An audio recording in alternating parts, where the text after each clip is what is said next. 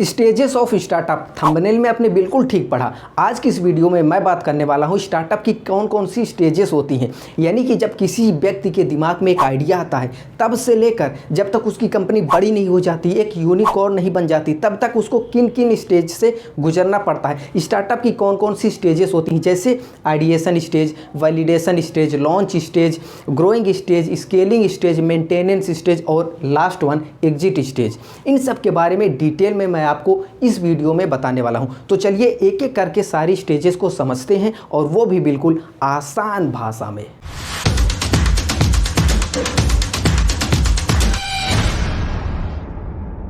First stage है ideation stage. ये aha moment होता है, यानी कि जब आपको ज़िंदगी में लगता है अरे वाह मुझे तो मिल गया। आज के टाइम में आप जो भी सक्सेसफुल स्टार्टअप जानते हैं उन सभी की शुरुआत इसी एक मोमेंट से होती है, जब उनकी ज़िंदगी में ये आहा मोमेंट आता है, जब उनको लगता है अरे वाह मुझे तो मिल गया, ये है दुनिया का बेस्ट आइडिया और मैं इसी के अराउंड अपना बिजनेस बिल्ड करूँगा। यानी कि जब ये आहा मोमेंट आता है, आप मार्केट की एक प्रॉब्लम को पकड़ लेते हैं जो अभी तक सॉल्व नहीं हुई है और उस प्रॉब्लम का आप एक सॉल्यूशन बना देते हैं। हो सकता है सॉल्यूशन एकदम फाइनली अभी रेडी ना हो, लेकिन आप एक हाइपोथेटिकल सॉल्यूशन बना लेते हैं कि इस प्रॉब्लम को मैं इस तरीके से सॉल्व करूंगा। तो ये हो गई पहली स्टेज। अगर आपने इतना कर लिया है तो समझ लीजिए आधी जंग आप जीत चुके हैं। तो चलिए अब बढ़ते हैं दूसरे स्टेज की ओर। सेकेंड स्टेज है वैलिडेशन स्टेज। जैसा कि नाम से ही आपको पता चल रहा होगा कि कुछ इसमें वैलिडेट करना है। क्या वैलिडेट करना है? जो आपने मार्केट की प्रॉब्लम पकड़ी है उसको वैलिडेट करना है कि वो प्रॉब्लम आखिर कितनी बड़ी है। जो आपने सॉल्यूशन बनाया है वो आखिर सॉल्यूशन कितने लोगों को चाहिए।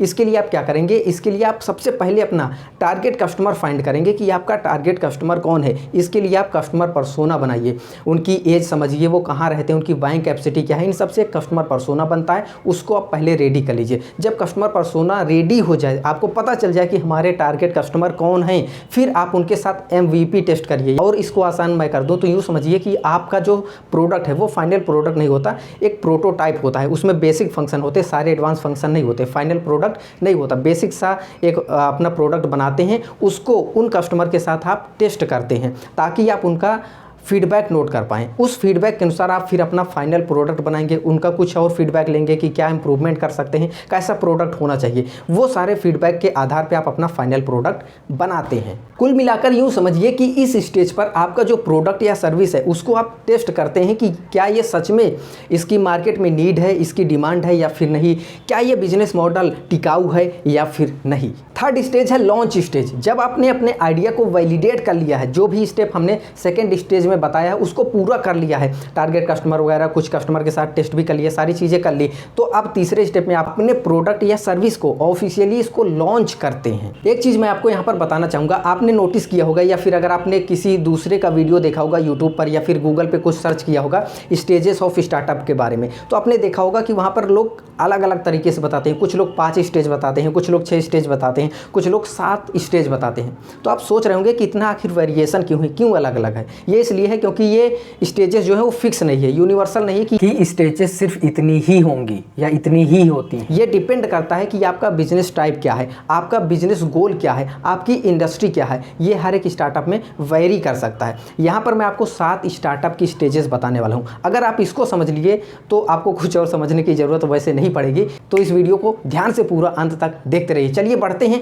अगले स्टेज की तरफ। चौथी स्टेज है ग्रोइंग स्टेज। एक बार जब आपने अपना प्रोडक्ट या सर्विस ऑफिशियली लॉन्च कर दिया है तो आप धीरे धीरे आप ग्रो करने लग जाते हैं। आप अपना प्रोडक्ट मार्केट में ज़्यादा से ज़्यादा पहुंचाने की कोशिश करते हैं, ज़्यादा से ज़्यादा कस्टमर तक आप पहुंचने लगते हैं। इसके लिए हो सकता है आप शुरुआत में कुछ एम्प्लॉय नए हायर करें, अपनी इफिशियंसी बिल्ड करें और धीरे धीरे ज़्यादा से ज़्यादा प्रोडक्ट बनाते रहते हैं और नए नए कस्टमर तक आप पहुँचते रहते हैं। दिन ब दिन आप ग्रो करते चले जाते हैं। पाँचवीं स्टेज है स्केलिंग स्टेज। इसको आप ऐसे समझिए कि अभी तक आप ऐसे ग्रो कर रहे थे लेकिन अब आप ऐसे ग्रो करेंगे, यानी कि जे कर्व की तरह। यहाँ पर मैं आपके लिए गोल्डन स्टेटमेंट देता हूँ, इसको एकदम दिमाग में बैठा लीजिए। शुरुआत में बिजनेस बड़ा नहीं करना है, बिजनेस खड़ा करना है। शुरुआत में बिजनेस बड़ा नहीं करना है, बिजनेस खड़ा करना है। शुरुआत में बिजनेस बड़ा नहीं करना है, बिजनेस खड़ा करना है। और अगर आपका बिजनेस ठीक से खड़ा हो गया है तो अब बारी आती है स्केल करने की। मान लीजिए आप अभी तक महीने का 2000 यूनिट प्रोड्यूस करते थे, मैन्युफैक्चर करते थे, बनाते थे, तो अब आप बोलते हैं कि मुझे 2000 से सीधा 20,000 मैन्युफैक्चर करना है। यानी कि आप डायरेक्ट बहुत ज़्यादा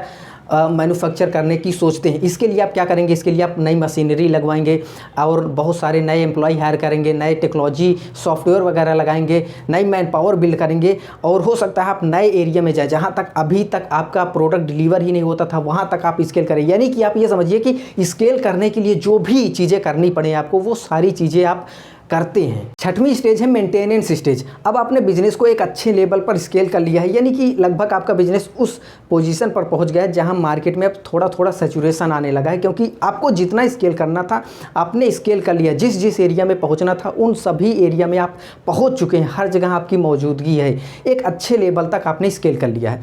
अब बारी आती है अपने बिजनेस को आपको मेंटेन करने की, क्योंकि अब बहुत ज़्यादा आप अगर पैर पसारेंगे तो हो सकता है आप फिर गिर पड़े। तो इसलिए यहाँ पर आप जितना स्केल करना था स्केल कर लिए हैं, अब आप उसको मेंटेन करिए, कुछ समय तक उसी पोजीशन को मेंटेन करके चलिए। इस स्टेज पर आने के बाद आप अपनी सर्विसिंग पर बहुत ज़्यादा ध्यान देते हैं, कस्टमर को अच्छी से अच्छी सर्विस देने की आप कोशिश करते हैं, आप अपने बिजनेस मॉडल को रिफाइन करते हैं, अपने ऑपरेशंस को ऑप्टिमाइज करते हैं और यहाँ पर आपका दो मेन गोल होता है। एक, आपका जो रेवेन्यू है बिजनेस में वो लगातार बना रहे और ग्रो होता रहे, बिजनेस में रेवेन्यू आता रहे, और दूसरा फोकस होता है कि आपका बिजनेस जो है वो प्रॉफिटेबल बना रहे। सातवीं स्टेज है एग्जिट स्टेज। किसी भी स्टार्टअप की ये लास्ट स्टेज होती है, लेकिन ये जरूरी नहीं कि सभी स्टेज इसी लेवल पर आकर रुकें, क्योंकि आप मेंटेनेंस लेवल पर हैं, अपने बिजनेस को आसानी से स्केल कर रहे हैं, ग्रो कर रहे हैं, सब कुछ बढ़िया चल रहा है, तो आप उसी लेवल पर ऑपरेट करिए। इसकी ज़रूरत कब पड़ती है, मान लीजिए आप अपने बिजनेस को सेल करना चाहते हैं, जैसे फ्लिपकार्ट को बेच दिया गया वॉलमार्ट को, तो फ्लिपकार्ट वहाँ पर सेल हो गया। तो अगर आपका बिजनेस इस तरह का है, आप उसको सेल करना चाहते हैं, तो इस पोजीशन में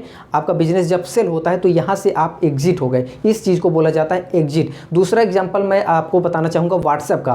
व्हाट्सएप को किसने खरीदा, फेसबुक ने। यहाँ पर भी व्हाट्सएप सेल हो गया, तो इसमें क्या होता है, आपकी कंपनी हो सकता है सेल हो, या फिर मर्जर एंड एक्विजिशन हो, यानी कि वो बिजनेस एक साथ मिलकर मर्ज हो जाएं, या फिर एक्वायर हो जाए, यानी कि कोई बड़ा बिजनेस जो है वो छोटे किसी बिजनेस को एक्वायर कर ले, जैसे बायजूस ने आकाश को एक्वायर कर लिया।